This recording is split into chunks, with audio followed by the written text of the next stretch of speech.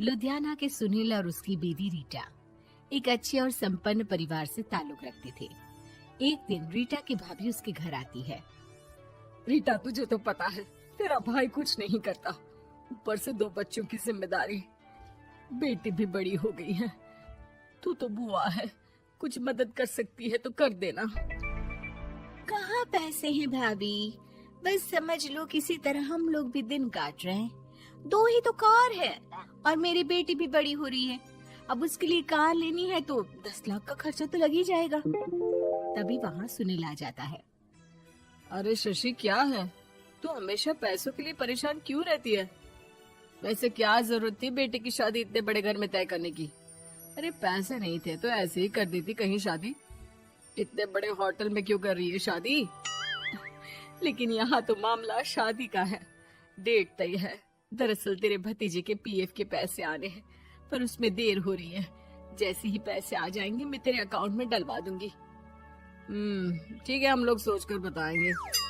तभी वहाँ भतीजा आ जाता है। फूफा जी, आप लोग ही मदद कर सकते हैं, वरना तो कैसे काम होगा समझ में ही नहीं आ रहा। मैं वादा करता हूँ जैसे ही पैसे आ जाएंगे मैं आप लोगों को वापस कर दूंगा। हाँ भाई, ठीक है। अब देख भाई, हमारे लड़के तो सारा दिन घर पर पड़े रहते हैं, ना कमाते हैं ना कुछ कमाने की इच्छा रखते हैं। लेकिन चल, ये ले, कितने पैसे चाहिए? जी 4 लाख रुपए। ठीक है, लेकिन पैसे ध्यान से वक्त पर वापस लौटा देना। सुनील मुसीबत के वक्त बीवी के भतीजे की मदद तो कर देता है, लेकिन उन लोगों के जाने के बाद देख ले रीटा, तेरे मायके वालों ने मांगा तो दे दिया, वरना इन लोगों का मुझे कोई भरोसा नहीं है। अरे क्यों भरोसा नहीं है? इससे पहले तो कभी इन लोगों ने आपसे मदद भी नहीं ली। हाँ, ली तो नहीं, लेकिन पैसे की किल्लत ही रहती है ना इन लोगों के पास। अरे ठीक है ना, नहीं लौटा पाए तो भतीजे के ससुराल से निकाल देंगे। सुना है बड़े घर में शादी हो रही है। सुनील और रीटा पैसे तो दे देते हैं, लेकिन अगले रोज ही। हाँ भाई साले साहब, क्या हाल है? ठीक हूँ जीजा जी। क्या बात है, सालों बाद आपका फोन, जरूर कोई बात होगी, बताइए ना। अरे वो तेरी बड़ी भाभी आई थी, बेटी की शादी कर रही है ना, तो पैसे लेने के लिए मैंने दे दिए 4 लाख। सोचा भाई किसी गरीब की बेटी की शादी हो रही है, पुण्य मिल जाएगा। अच्छा किया जीजा जी, उनका बेटा बहुत मेहनती है, जल्द ही लौटा भी देगा। वहीं रीटा भी फोन करके हर किसी को पैसे देने की बात करती है।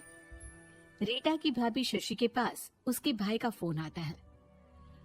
तूने सुनील से पैसा लिया है क्या? नहीं भाई, सिर्फ बात की है, बोल तो रहा है कि दे देगा। वो लोग मदद करने वालों में से नहीं है, और मदद कर भी दे लेकिन समाज में गा गा कर हालत बुरी कर देते हैं। अब गाने दीजिए ना भाई, मैं क्या कर सकती हूँ, मेरे पास कोई ऑप्शन भी तो नहीं है। बेटी की अगले हफ्ते शादी जो है। शशि की बेटी की शादी हो जाती है, लेकिन शादी के 1 महीने बाद ही सुनील का फोन भतीजे के पास आता है। हाँ भाई, शादी तो हो गई हम लोगों की दुआ से। अब देख, ऐसा ही फायदा होता है पैसे वाले रिश्तेदार हो तो। तेरे वक्त पर हम कैसे खड़े हो गए थे, लेकिन अब पैसा लौटा दे भाई। जी, मैंने पीएफ के लिए अप्लाई कर दिया था, उसकी नोटिफिकेशंस मैं आपको भी भेज देता हूँ। मुझे लगता है 10 दिन में पैसे आ जाना चाहिए। जैसे ही पैसा आएगा मैं आपके अकाउंट में डाल दूंगा।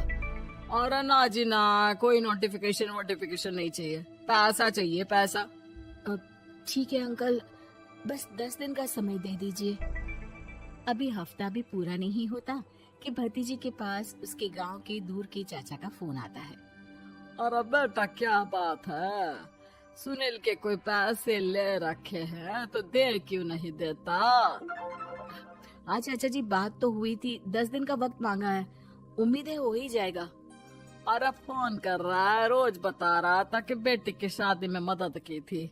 अब क्या है ना, भले ही शादी 10 दिन रोक देते, लेकिन सुनील से मदद नहीं लेनी चाहिए थी।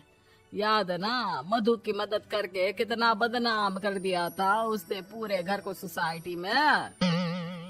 हाँ चाचा जी, मैं भी यही सोच रहा था कि उन लोगों से मदद नहीं लेनी चाहिए थी। कई लोगों के फोन आ चुके हैं। वहीं रीटा अपनी भाभी को फोन कर देती है। क्या है भाभी, कब पैसे लौटाओगी? पता है ना ये कितना बोल रहे थे, तुम्हारे बोलने पर मैंने पैसे दिए हैं। भाभी अब तो आपके बेटे की कार बेच दो और हम लोगों के पैसे दे दो। अरे लेकिन रीटा, बात तो 3 महीने की हुई थी ना, अभी तो 2 महीने भी नहीं हुए पैसा लिए, थोड़ा तो सब्र करो। नहीं नहीं भाभी, वैसे मेरा बेटा टिक्कू आ रहा है आप लोगों के घर रहने के लिए, उसको अच्छे से खिलाना पिलाना, समझी। भाभी को समझ में नहीं आता कि वो क्या करे। वो बेटे से बात करती है। अरे माँ, इन लोगों से मदद लेकर सच में बहुत बड़ी गलती कर दी। मुझे खुद समझ में नहीं आता कि कैसे इन लोगों के पैसे जल्द से जल्द दे दूं। तभी डोरबेल बजती है और रीटा का बेटा टिक्कू घर में आता है। आओ बेटा, मामी के घर पहली बार आए हो रहने। आप पापा बोल रहे थे कि आप लोग पैसे का ब्याज तो दे नहीं पाओगे, तो तब तक मैं यहीं रह लूं। और हाँ, मैं एसी के बिना नहीं सो पाता। आप लोग अपना देख लेना और पैसे जल्दी लौटा देना, क्योंकि मैं थोड़ा जल्दी जाना चाहता हूँ। रीटा का फोन शशि के पास आता है। भाभी, पैसे कब तक दोगे? बेटे की विदाई के बाद शशि के घर का माहौल बिल्कुल बदल जाता है। वो हर वक्त बेटे से उसके पीएफ के पैसे पूछती, और पीएफ यानी कि सरकारी काम। आजकल में पूरा 1 महीना और बीत जाता है। भाभी, मैं और ये अमेरिका जा रहे हैं, घूमने के लिए पैसों की बहुत जरूरत है। रीटा, मैं पूरी कोशिश कर रही हूँ कि जल्द से जल्द पैसे का इंतजाम कर दूं, लेकिन पक्का नहीं बोल सकती। तभी सुनील का फोन भतीजे के पास आता है। देख माना 3 महीने की बात हुई थी पैसे लौटाने के लिए, लेकिन अभी मुझे पैसों की काफी जरूरत है। मैं अमेरिका जा रहा हूँ, तो पैसे मैंने किसी से ब्याज में पकड़ लिए हैं। तू हर महीने 4 लाख का 20,000 ब्याज डाल देना मेरे अकाउंट में। सुनील फोन रख देता है, लेकिन भतीजा काफी परेशान हो जाता है। वो ऑफिस से शाम को घर आता है कि माँ पूछती है, क्या हुआ बेटा? बेटा माँ को सारी बात बता देता है। माँ भगवान के सामने हाथ जोड़कर खड़ी हो जाती है और रोने लगती है कि तभी बेटे का मोबाइल पर मैसेज बजता है। माँ, पीएफ के पैसे आ गए। और वो ऑनलाइन ही सुनील के पैसे वापस कर देता है। भला हो भगवान का।